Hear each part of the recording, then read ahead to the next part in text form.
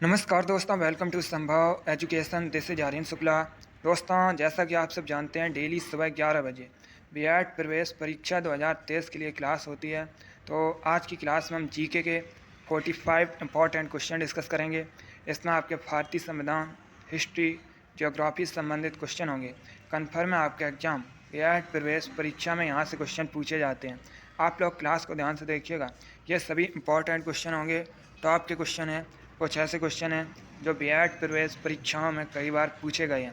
And class के अंत में बताइएगा कि आपके 45 में से कितने क्वेश्चन आज निकले।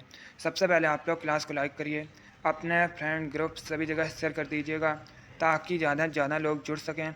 और जो फ्रेंड इस चैनल पर नए हैं वो चैनल को सब्सक्राइब करेंगे, बेल आइकन को प्रेस कीजिए ताकि सभी नोटिफिकेशन आप तक पहुँच सकें। जो क्वेश्चन आए उसे कॉपी में नोट डाउन कीजिएगा। चलिए शुरू करते हैं आज की class.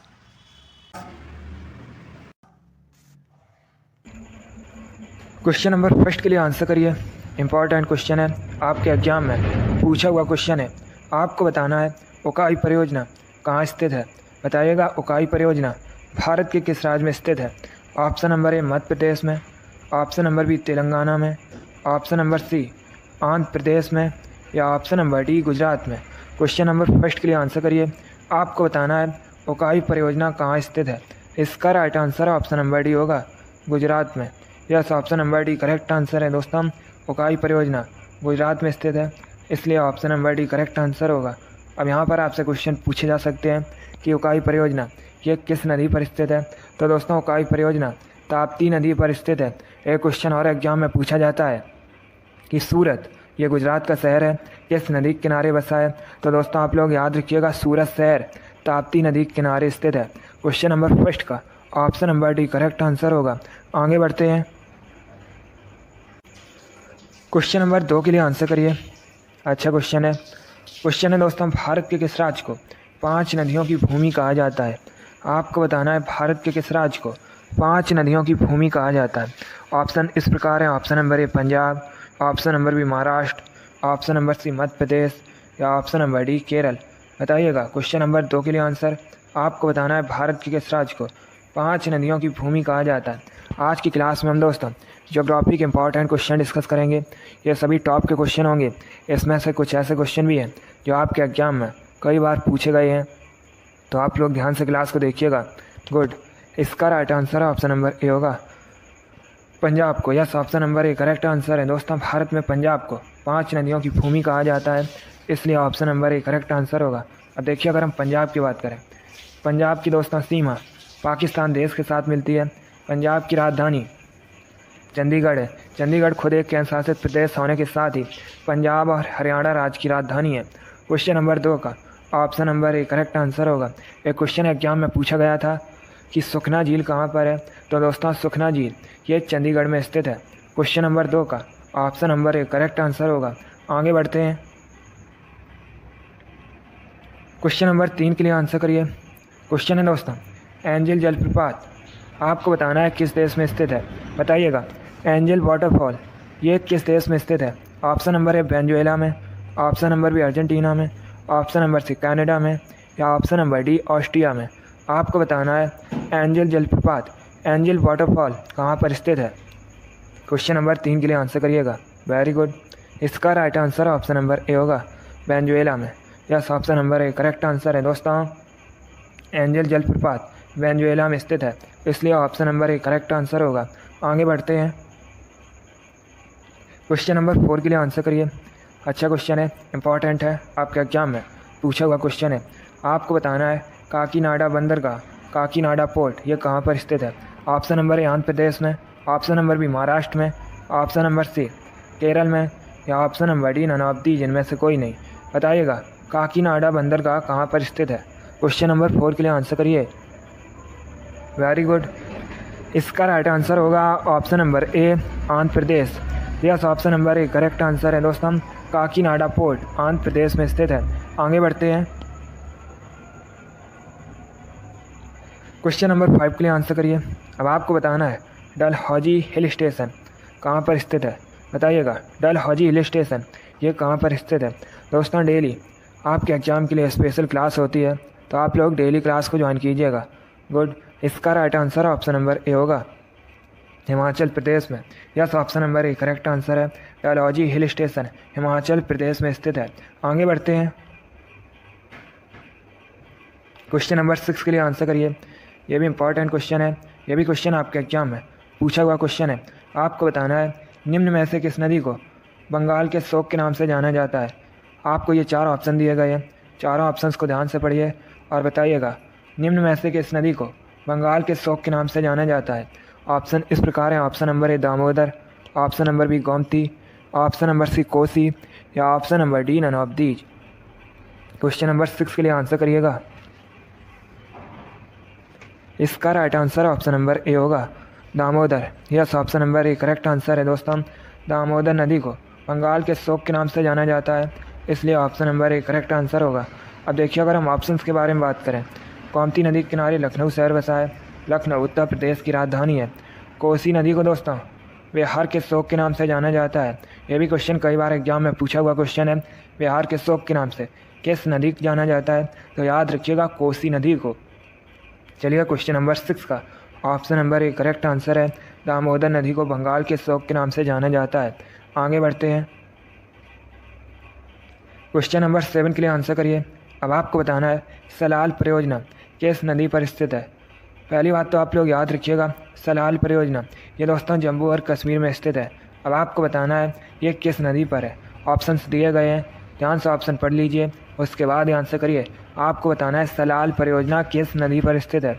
Right answer option number D होगा, चनाब नदी पर। Yes, option number D correct answer है दोस्तों।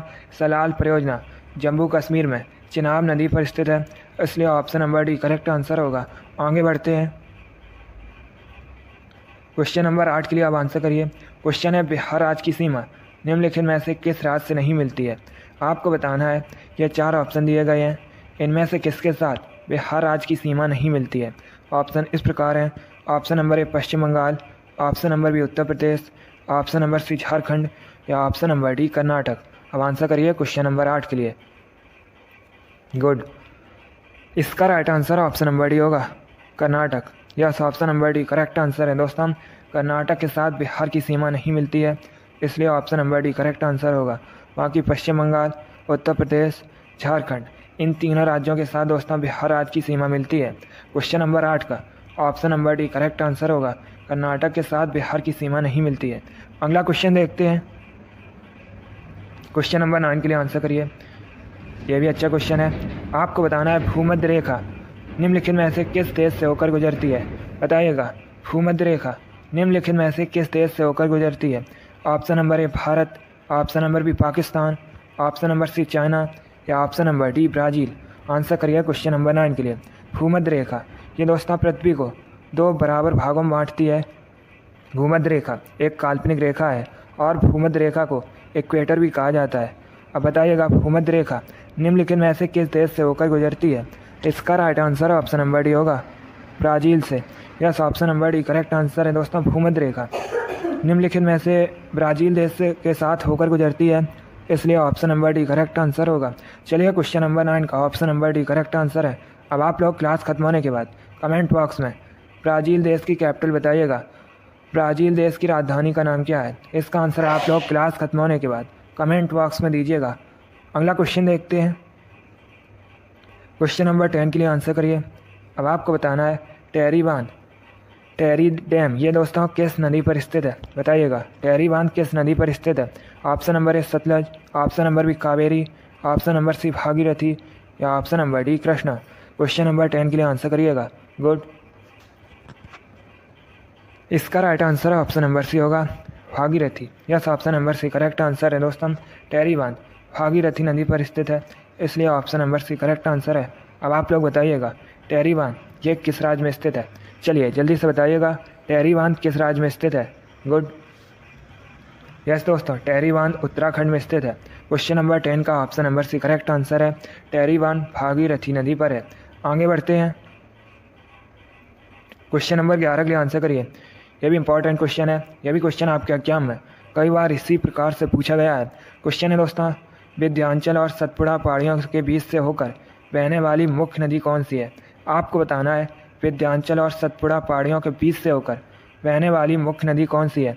Option number A Narmada, option number B Godavari, option number C Kosi या ऑप्शन नंबर डी गोमती। चलिए क्वेश्चन नंबर 11 के लिए आंसर करिएगा।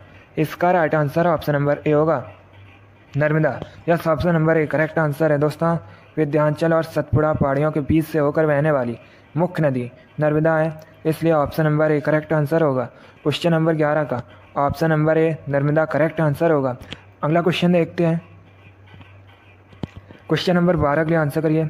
अब आपको बताना है राजघाट परियोजना किस नदी पर स्थित है? दोस्तों, राजघाट परियोजना ये उत्तर प्रदेश और मध्य प्रदेश की सीमा पर स्थित है। अब आपको बताना है ये किस नदी पर है। चलिए क्वेश्चन नंबर 12 के लिए आंसर करिएगा। जिसने अभी लाइक नहीं किया एक बार लाइक करिए, अपने फ्रेंड ग्रुप सभी जगह शेयर कर दीजिए ताकि ज़्यादा से ज़्यादा लोग जुड़ सकें। और जो फ्रेंड इस चैनल पर नए हैं वो चैनल को सब्सक्राइब करेंगे, बेल आइकन को प्रेस कीजिए ताकि सभी नोटिफिकेशन आप तक पहुंच सकें। आंसर करिए। आपको बताना है राजघाट परियोजना किस नदी पर स्थित है। गुड। इसका right answer option number A होगा बेतवा नदी पर स्थित है। Yes, option number A correct answer है। राजघाट परियोजना बेतवा नदी पर है। अगला क्वेश्चन देखते हैं। क्वेश्चन नंबर 13 के लिए आंसर करिए। अच्छा क्वेश्चन है। आपको बताना है एशिया का सबसे बड़ा द्वीप कौन सा है? बताइएगा एशिया का सबसे बड़ा द्वीप कौन सा है। Option number A Sumatra, option number B Sri Lanka, option number C Borneo या ऑप्शन नंबर डी ग्रीनलैंड। आपको बताना है एशिया का सबसे बड़ा द्वीप कौन सा है। अगर आपसे एग्जाम में पूछा जाए विश्व का सबसे बड़ा द्वीप कौन सा है तो याद रखिएगा ग्रीनलैंड। लेकिन यहाँ पर आपसे पूछा गया है एशिया का सबसे बड़ा द्वीप कौन सा है, तो दोस्तों राइट आंसर होगा Borneo. Yes, option number C correct answer है। दोनों अलग अलग क्वेश्चन है। एशिया का सबसे बड़ा द्वीप बोर्नियो है और विश्व का सबसे बड़ा द्वीप ग्रीनलैंड है। चलिए क्वेश्चन नंबर 13 का option number C correct answer होगा। अगला क्वेश्चन देखते हैं। क्वेश्चन नंबर 14 के लिए आंसर करिए। आपको बताना है तुंगभद्रा परियोजना किस नदी पर स्थित है। क्वेश्चन नंबर 14 के लिए आपको आंसर देना है। आपको बताना है तुंगभद्रा परियोजना किस नदी पर बनी है। Option number A Kosi, option number B Tungabhadra, option number C Tapti या ऑप्शन नंबर डी महानदी। इसका right answer option number B होगा Tungabhadra. Yes, option number B correct answer है। तुंगभद्रा परियोजना तुंगभद्रा नदी पर बनी है। आगे बढ़ते हैं। क्वेश्चन नंबर 15 के लिए आंसर करिए। ये भी अच्छा क्वेश्चन है। क्वेश्चन है दोस्तों साबरमती नदी का उद्गम किस राज्य से हुआ है। आपको बताना है साबरमती का नदी का उद्गम किस राज्य से हुआ है। ऑप्शन नंबर ए गुजरात से, ऑप्शन नंबर बी पंजाब से, ऑप्शन नंबर सी राजस्थान से या ऑप्शन नंबर डी हरियाणा से। अब देखिए इसका right answer option number C होगा राजस्थान से। Yes, option number C correct answer है दोस्तों। बहुत से लोग कंफ्यूज हो जाते हैं कि साबरमती नदी का उद्गम गुजरात से हुआ है, लेकिन ऐसा नहीं है। साबरमती नदी का उद्गम दोस्तों राजस्थान से हुआ है। आप लोग याद रखिएगा। अच्छा क्वेश्चन था। चलिए क्वेश्चन नंबर 15 का option number C correct answer होगा। दोस्तों अभी हमने ज्योग्राफी के क्वेश्चन डिस्कस किए। अब जो आपके 15 क्वेश्चन होंगे ये हिस्ट्री क्वेश्चन होंगे। आप लोग क्लास को ध्यान से देखते रहिएगा। चलिए अगला क्वेश्चन देखते हैं। क्वेश्चन नंबर फर्स्ट के लिए आंसर करिए। इंपॉर्टेंट क्वेश्चन है, एग्जाम में पूछा हुआ क्वेश्चन है। आपको बताना है चोल वंश के संस्थापक कौन थे। बताइएगा चोल वंश के संस्थापक कौन थे। बहुत अच्छे। पहले आप लोग ध्यान से ऑप्शन पढ़िए, उसके बाद ही आंसर करिएगा। आपके एग्जाम में इसी प्रकार के क्वेश्चन पूछे जाते हैं। ये तो क्वेश्चन आपके एग्जाम में पूछा हुआ क्वेश्चन है। आपको बताना है चोल वंश के संस्थापक कौन थे। Very good. इसका right answer option number C होगा Vijayalaya. Yes, option number C correct answer है दोस्तों। चोल वंश के संस्थापक विजयालय थे, इसलिए option number C correct answer होगा। अब अगर हम ऑप्शंस की बात करें, चंद्रगुप्त मौर्य ने मौर्य वंश की स्थापना की थी, श्रीगुप्त ने गुप्त वंश की स्थापना की थी। तो आप लोग इनके बारे में याद रखिएगा, यहाँ से आपके एग्जाम में क्वेश्चन पूछे जा सकते हैं। क्वेश्चन नंबर फर्स्ट का option number C correct answer है। चोल वंश के संस्थापक विजयालय हैं। आगे बढ़ते हैं। क्वेश्चन नंबर 2 के लिए आंसर करिएगा। यह भी इंपॉर्टेंट क्वेश्चन है। यह भी क्वेश्चन कई बार आपके एग्जाम में इसी प्रकार से पूछा गया है। आपको बताना है हम्पी किस साम्राज्य की राजधानी थी। बताइएगा हम्पी किस साम्राज्य की राजधानी थी। ऑप्शन नंबर ए बहमनी साम्राज्य, ऑप्शन नंबर बी विजयनगर साम्राज्य, ऑप्शन नंबर सी चालुक्य राजवंश या ऑप्शन नंबर डी चोल राजवंश। आंसर करिए क्वेश्चन नंबर 2 के लिए। आपको बताना है हम्पी किस साम्राज्य की राजधानी थी। Very good. इसका right answer option number B होगा विजयनगर साम्राज्य की। Yes, option number B correct answer है दोस्तों।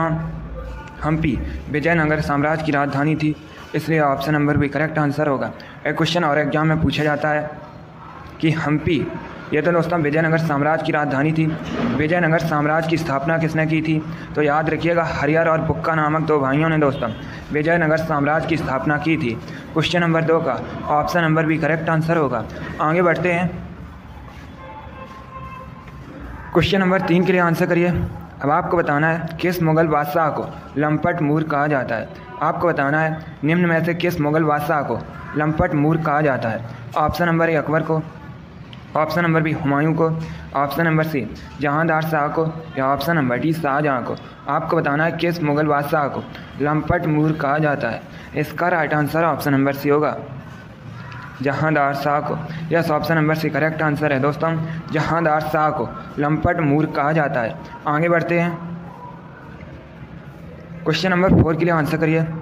यह भी इंपॉर्टेंट क्वेश्चन है। यह भी क्वेश्चन आपके एग्जाम में कई बार इसी प्रकार से पूछा गया है। अब आपको बताना है मौर्य वंश का अंतिम सम्राट कौन था। बताइएगा, मौर्य वंश का अंतिम सम्राट कौन था? गुड।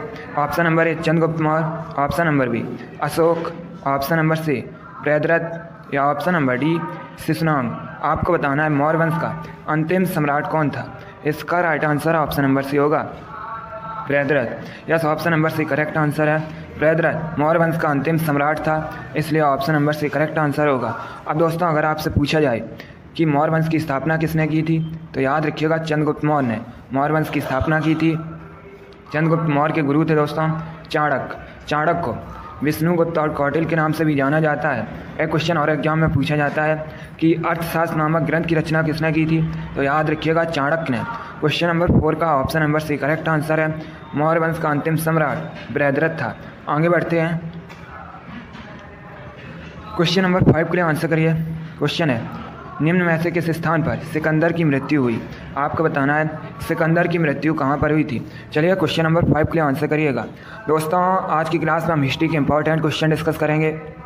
ये सभी टॉप के क्वेश्चन होंगे। इनमें से कुछ ऐसे क्वेश्चन भी हैं जो आपके एग्जाम में कई बार इसी प्रकार से पूछे गए हैं, तो आप लोग ध्यान से क्लास को देखिएगा। इसका राइट आंसर क्या होगा?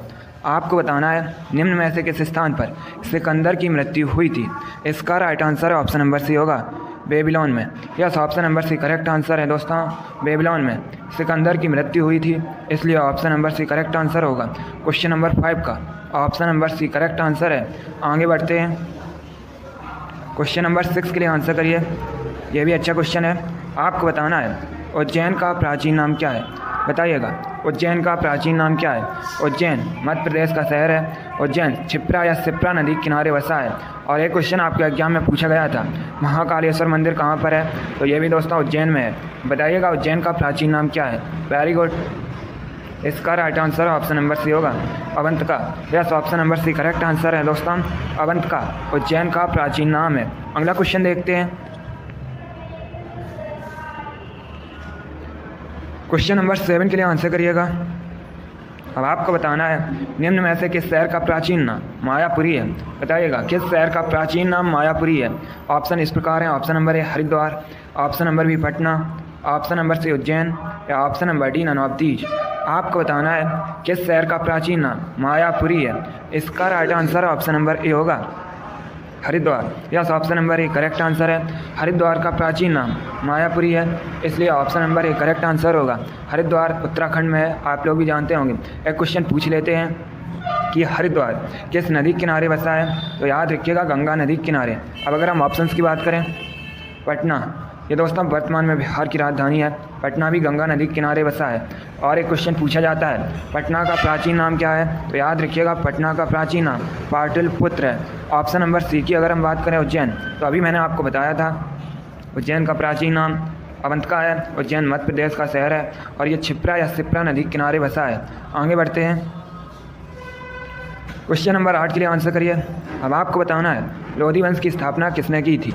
बताइएगा लोधी वंश की स्थापना किसने की थी। Option number A Bahlol Lodhi, option number B Sikandar Lodhi, option number C Ibrahim Lodhi, या option number D none of these, इनमें से कोई नहीं। आपको बताना है लोधी वंश की स्थापना किसने की थी। इसका राइट आंसर होगा option number A Bahlol Lodhi. Yes, option number A correct answer है दोस्तों। लोधी वंश की स्थापना बहलोल लोधी ने की थी, इसलिए option number A correct answer होगा। अब यहाँ पर आपसे क्वेश्चन और पूछ सकते हैं कि लोधी वंश का अंतिम शासक कौन था, तो याद रखिएगा इब्राहिम लोधी लोधी वंश का अंतिम शासक था। अगला क्वेश्चन देखते हैं। क्वेश्चन नंबर 9 के लिए आंसर करिएगा। आपको बताना है कैसे ईरान का नेपोलियन कहा जाता है। बताइएगा ईरान का नेपोलियन किसे कहा जाता है। जिसने अभी लाइक नहीं किया एक बार लाइक करिए, अपने फ्रेंड ग्रुप सभी जगह शेयर कर दीजिएगा ताकि ज़्यादा से ज़्यादा लोग जुड़ सकें। और जो फ्रेंड इस चैनल पर नए हैं वो चैनल को सब्सक्राइब करेंगे, बेल आइकन को प्रेस कीजिए ताकि सभी नोटिफिकेशन आप तक पहुंच सकें। डेली आपकी क्लास होती है स्पेशल आपके एग्जाम के लिए, तो आप लोग डेली क्लास को ज्वाइन कीजिएगा। आपको बताना है किसे ईरान का नेपोलियन कहा जाता है। Right answer option number A होगा, नादिर शाह को। Yes, option number A correct answer है दोस्तों। नादिर शाह को ईरान का नेपोलियन कहा जाता है, इसलिए option number A correct answer होगा। अब आपसे एग्जाम में पूछ सकते हैं कि भारत का नेपोलियन किसे कहते हैं, तो समुद्रगुप्त को दोस्तों भारत का नेपोलियन कहा जाता है। आगे बढ़ते हैं। क्वेश्चन नंबर 10 के लिए आंसर करिएगा। आपको बताना है रानी लक्ष्मीबाई का मूल नाम क्या था। बताइएगा रानी लक्ष्मीबाई का मूल नाम क्या था। रानी लक्ष्मीबाई, इन्होंने दोस्तों 1857 की क्रांति में महत्वपूर्ण भूमिका निभाई थी। एक क्वेश्चन आपके एग्जाम में पूछ लेते हैं कि रानी लक्ष्मीबाई का समाधि स्थल कहाँ पर स्थित है, तो ये दोस्तों मध्य प्रदेश के ग्वालियर में स्थित है। अब बताइएगा रानी लक्ष्मीबाई का मूल नाम क्या था। Right answer option number B होगा, Manikarnika. Yes, option number B correct answer है दोस्तों। रानी लक्ष्मीबाई का मूल नाम मणिकर्णिका था। और अगर आपसे पूछा जाए रानी लक्ष्मीबाई के बचपन का नाम क्या था, तो रानी लक्ष्मीबाई के बचपन का नाम मनु था। चलिए क्वेश्चन नंबर 10 का option number B correct answer होगा। आगे बढ़ते हैं। क्वेश्चन नंबर 11 के लिए आंसर करिएगा। आपको बताना है बंगाल विभाजन किस वायसराय के समय में हुआ था। पहली बात तो आप लोग याद रखिएगा बंगाल विभाजन कब हुआ था। 1905 में हुआ था, 1905 में हुआ था। अब बताइएगा किस वायसराय के समय में हुआ था। चलिए क्वेश्चन नंबर 11 के लिए आंसर करिएगा। यह भी इंपॉर्टेंट क्वेश्चन है, यह भी क्वेश्चन आपके एग्जाम में पूछा हुआ क्वेश्चन है। गुड, इसका right answer option number C होगा, Lord Curzon. Yes, option number C correct answer है। बंगाल विभाजन लॉर्ड कर्जन के समय में हुआ था, इसलिए option number C correct answer होगा। कब हुआ था, 1905 में। आगे बढ़ते हैं।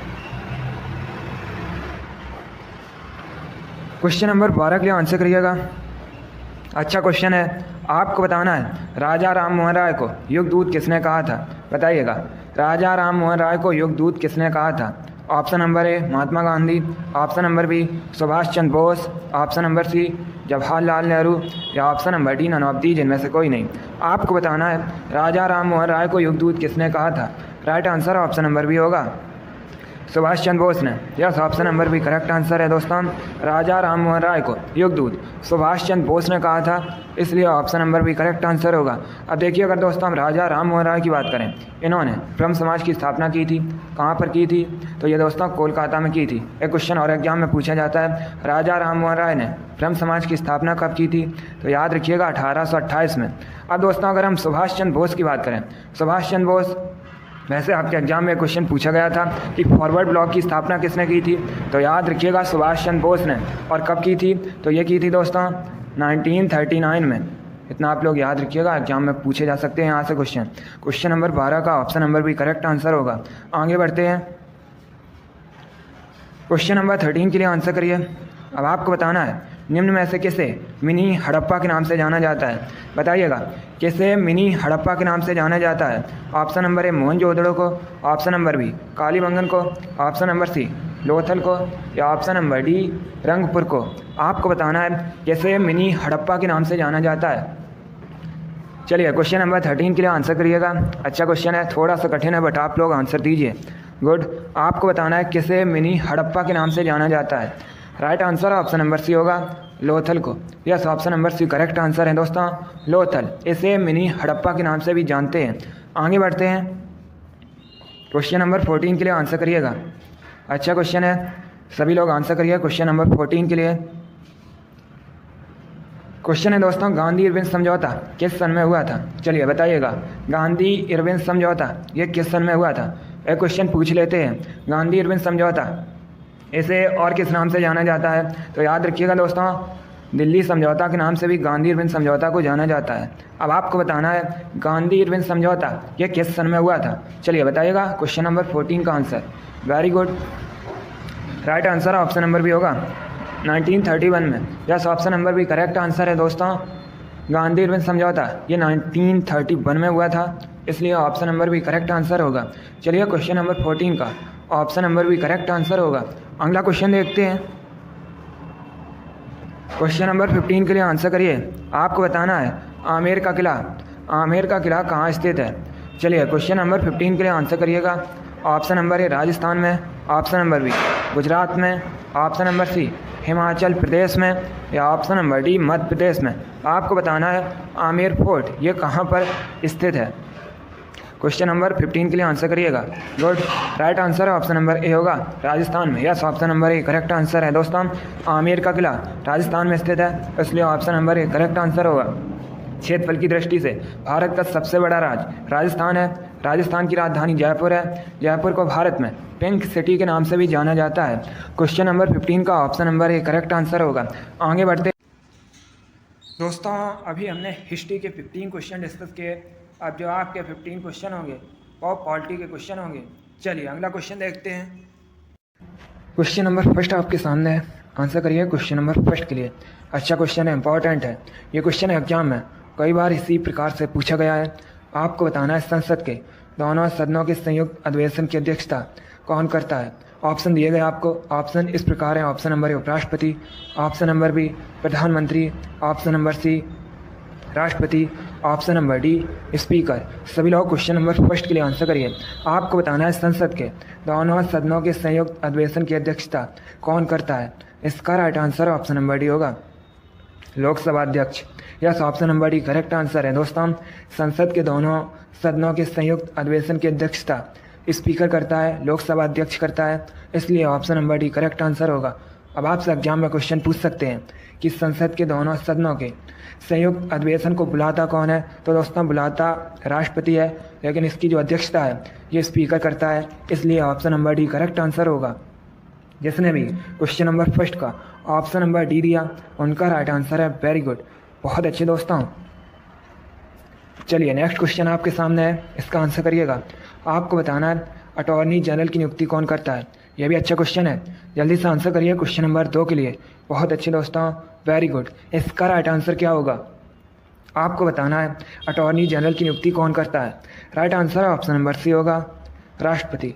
Yes, option number C correct answer है दोस्तों। अटॉर्नी जनरल की नियुक्ति राष्ट्रपति करता है, इसलिए option number D correct answer होगा। अटॉर्नी जनरल ये दोस्तों संवैधानिक पद है। वर्तमान में भारत के अटॉर्नी जनरल कौन है। के वेणुगोपाल हैं, ये भी आप लोग याद रखिएगा। चलिए क्वेश्चन नंबर 2 का option number C correct answer होगा। अगला क्वेश्चन देखते हैं। क्वेश्चन नंबर 3 आपके सामने है। आपको बताना है राष्ट्रीय आपातकाल की घोषणा किसके द्वारा की जाती है। सभी लोग क्वेश्चन नंबर 3 के लिए आंसर करिए। दोस्तों आप लोग ध्यान से ऑप्शन पढ़िए, उसके बाद ही आंसर दीजिएगा। देखिए आपके एग्जाम में इसी प्रकार के क्वेश्चन पूछे जाते हैं। इनमें से कुछ ऐसे क्वेश्चन भी हैं जो एग्जाम में कई बार पूछे गए हैं, इसीलिए सभी लोग क्लास को ध्यान से देखिएगा। आपको बताना है राष्ट्रीय आपातकाल की घोषणा किसके द्वारा की जाती है। ऑप्शन दिए गए हैं, आप लोग ध्यान से ऑप्शन पढ़िए, उसके बाद ही आंसर दीजिएगा। इसका right answer option number C होगा राष्ट्रपति। Yes, option number C correct answer है दोस्तों। राष्ट्रीय आपातकाल की घोषणा राष्ट्रपति द्वारा की जाती है, इसलिए option number C correct answer होगा। क्वेश्चन नंबर 3 का option number C correct answer है। क्वेश्चन नंबर 4 आपके सामने है। यह भी अच्छा क्वेश्चन है। यह भी क्वेश्चन कई बार इसी प्रकार से एग्जाम में पूछा गया है। आपको बताना है उच्च सदन किसे कहा जाता है। सभी लोग क्वेश्चन नंबर 4 के लिए आंसर करिए। ऑप्शन दिए गए ऑप्शन इस प्रकार हैं। Option number A Lok Sabha, option number B Rajya Sabha, option number C Vidhan Sabha, option number D none of these. आपको बताना है उच्च सदन किसे कहा जाता है। जल्दी से आंसर करिए क्वेश्चन नंबर 4 के लिए। इसका राइट आंसर होगा ऑप्शन नंबर बी राज्यसभा को। Yes, option number B correct answer है दोस्तों। उच्च सदन राज्यसभा कहा जाता है, इसलिए option number B correct answer होगा। निम्न सदन लोकसभा कहा जाता है। सबसे अधिक दोस्तों राज्यसभा सीट भारत में उत्तर प्रदेश में है। कितनी है? 31 है, आप लोग याद रखिएगा। और सबसे अधिक लोकसभा सीट ये भी उत्तर प्रदेश में है, 80 है, आप लोग याद रखिए। चलिए क्वेश्चन नंबर 4 का option number B correct answer होगा। जिसने भी क्वेश्चन नंबर 4 का ऑप्शन नंबर बी दिया उनका राइट आंसर है। Very good. अगला क्वेश्चन देखते हैं। क्वेश्चन नंबर 5 आपके सामने है। अब आपको बताना है भारत के मुख्य चुनाव आयुक्त की नियुक्ति कौन करता है। सभी लोग क्वेश्चन नंबर 4 के लिए आंसर करिए। ऑप्शन दिए गए हैं, ध्यान से ऑप्शन पढ़िए, उसके बाद ही आंसर करिएगा। बहुत अच्छे दोस्तों, देखिए आप लोग क्लास खत्म होने के बाद कमेंट बॉक्स में ज़रूर बताइएगा कि आपके कितने क्वेश्चन राइट निकले। जल्दी से आंसर करिए क्वेश्चन नंबर 5 के लिए। आपको बताना है भारत के मुख्य चुनाव आयुक्त की नियुक्ति कौन करता है। इसका right answer option number A होगा, राष्ट्रपति। Yes, option number A correct answer है। राष्ट्रपति भारत के मुख्य चुनाव आयुक्त की नियुक्ति करता है, इसलिए option number A correct answer है। जिसने भी क्वेश्चन नंबर 5 का ऑप्शन नंबर ए दिया उनका राइट आंसर है। वेरी गुड, बहुत अच्छे दोस्तों। चलिए नेक्स्ट क्वेश्चन आपके सामने है। क्वेश्चन नंबर 6 है, जल्दी से आंसर करिए क्वेश्चन नंबर 6 के लिए। आपको बताना है जब भारतीय संविधान बना उस समय कितने अनुच्छेद थे। क्वेश्चन नंबर 6 के लिए आंसर करिएगा। ये भी क्वेश्चन एग्जाम में कई बार इसी प्रकार से पूछा गया है। देखिएगा पॉलिटी के इसी प्रकार के क्वेश्चन पूछे जाते हैं। सभी लोग क्लास को ध्यान से देखिएगा और जो क्वेश्चन आए उसे आप लोग नोट डाउन कीजिए। आंसर करिए क्वेश्चन नंबर 6 के लिए। आपको बताना है जब भारतीय संविधान बना उस समय कितने अनुच्छेद थे। इसका right answer option number A होगा, 395। Yes, option number A correct answer है। जब भारतीय संविधान बना था उस समय दोस्तों 395 अनुच्छेद थे, आर्टिकल थे। अब आपसे एग्जाम में पूछ सकते हैं कि जब भारतीय संविधान बना था उस समय कितनी अनुसूचियाँ थीं, तो आप लोग याद रखिएगा 8 अनुसूचियाँ थीं। चलिए क्वेश्चन नंबर 6 का option number A correct answer होगा। अगला क्वेश्चन देखते हैं। क्वेश्चन नंबर 7 आपके सामने है। आपको बताना है भारतीय संविधान सभा का उपाध्यक्ष किसे नियुक्त किया गया था। सभी लोग क्वेश्चन नंबर 7 के लिए आंसर करिए।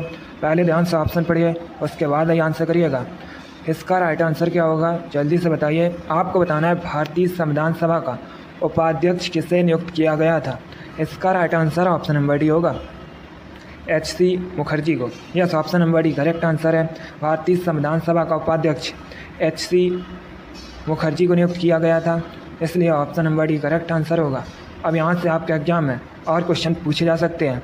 जैसे दोस्तों भारतीय संविधान सभा का अस्थायी अध्यक्ष किसे नियुक्त किया गया था, तो याद रखिएगा सच्चिदानंद सिन्हा को। और दोस्तों भारतीय संविधान सभा का स्थायी अध्यक्ष किसे नियुक्त किया गया था, तो याद रखिएगा डॉक्टर राजेंद्र प्रसाद को। तीनों अलग अलग क्वेश्चन हैं, तीनों के बारे में याद रखिए। चलिए क्वेश्चन नंबर 7 का option number D correct answer होगा। अगला क्वेश्चन देखते हैं। क्वेश्चन नंबर 8 आपके सामने है। अब आपको बताना है राज्य के मुख्यमंत्री तथा अन्य मंत्रियों की नियुक्ति कौन करता है। सभी लोग क्वेश्चन नंबर 8 के लिए आंसर करिएगा। ऑप्शन दिए गए हैं, ध्यान से ऑप्शन पढ़िए, उसके बाद ही आंसर करिए। दोस्तों जिसने अभी लाइक नहीं किया एक बार लाइक करिए और इससे ज़्यादा से ज़्यादा शेयर कीजिएगा। जल्दी से आंसर करिए क्वेश्चन नंबर 8 के लिए। इसका right answer option number C होगा, राज्यपाल। Yes, option number C correct answer है। जिसने भी क्वेश्चन नंबर 8 का ऑप्शन नंबर सी दिया उनका राइट आंसर है। Very good. अगला क्वेश्चन देखते हैं। क्वेश्चन नंबर 9 आपके सामने है। आपको बताना है भारत में सबसे बड़ी विधानसभा किस राज्य में है। क्वेश्चन नंबर 9 के लिए आंसर करिए। ऑप्शन दिए गए ऑप्शन इस प्रकार हैं। Option number A Uttar Pradesh, option number B Bihar, option number C Kerala, option number D Maharashtra. आपको बताना है भारत में सबसे बड़ी विधानसभा किस राज्य में है। इसका right answer option number A Uttar Pradesh होगा। Yes, option number A correct answer है। उत्तर प्रदेश की विधानसभा भारत में सबसे बड़ी विधानसभा है, इसलिए option number A correct answer है। जिसने भी क्वेश्चन नंबर 9 का ऑप्शन नंबर ए दिया उनका राइट आंसर है। Very good. अगला क्वेश्चन देखते हैं। क्वेश्चन नंबर 10 आपके सामने है। अच्छा क्वेश्चन है, सभी लोग आंसर करिए। आपको बताना है भारतीय संसद के कितने अंग हैं। क्वेश्चन नंबर 10 के लिए आंसर करिएगा। यह भी क्वेश्चन UPSSC की परीक्षा में पूछा हुआ क्वेश्चन है, बिल्कुल इसी प्रकार से पूछा गया था। इसका right answer option number B होगा, 3। Yes, option number B correct answer है। दोस्तों भारतीय संसद के 3 अंग हैं, इसलिए option number B correct answer है। दोस्तों भारतीय संसद के 3 अंग राष्ट्रपति, राज्यसभा, लोकसभा हैं। चलिए क्वेश्चन नंबर 10 का option number B correct answer होगा। अगला क्वेश्चन देखते हैं। क्वेश्चन नंबर 11 आपके सामने है। सभी लोग आंसर करिए। अच्छा क्वेश्चन है। आपको बताना है लोकसभा को भंग करने का सर्वप्रथम अधिकार किसके पास है। सभी लोग क्वेश्चन नंबर 11 के लिए आंसर करिएगा। ऑप्शन दिए गए हैं, ध्यान से ऑप्शन पढ़िए, उसके बाद ध्यान से करिएगा। आपको बताना है लोकसभा को भंग करने का सर्वप्रथम अधिकार किसके पास है। इसका right answer option number B होगा, राष्ट्रपति। Yes, option number B correct answer है दोस्तों। लोकसभा को भंग करने का सर्वप्रथम अधिकार राष्ट्रपति के पास है, इसलिए option number B correct answer होगा। एक एग्जाम में क्वेश्चन पूछा जाता है, क्या राज्यसभा को कभी भंग किया जाता है? तो आप लोग याद रखिएगा दोस्तों, राज्यसभा को कभी भंग नहीं किया जा सकता है, ये भी याद रखिए। चलिए क्वेश्चन नंबर 11 का option number B correct answer होगा। अगला क्वेश्चन देखते हैं। क्वेश्चन नंबर 12 आपके सामने है। अच्छा क्वेश्चन है। आपको बताना है भारतीय संविधान के अनुसार कौन मौलिक अधिकार नहीं है। क्वेश्चन नंबर 12 के लिए आंसर करिए।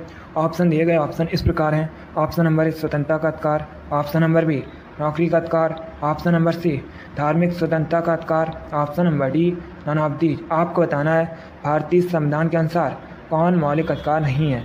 इसका right answer option number B होगा, नौकरी का अधिकार। Yes, option number B correct answer है दोस्तों। नौकरी का अधिकार ये मौलिक अधिकार नहीं है, इसलिए option number B correct answer होगा। वर्तमान में भारतीय संविधान में कितने मौलिक अधिकार हैं? 6 मौलिक अधिकार हैं। ये दोस्तों भाग 3 में वर्णित हैं, अनुच्छेद 12 से 35 तक हैं, ये भी आप लोग याद रखिएगा। चलिए क्वेश्चन नंबर 12 का option number B correct answer होगा। अगला क्वेश्चन देखते हैं।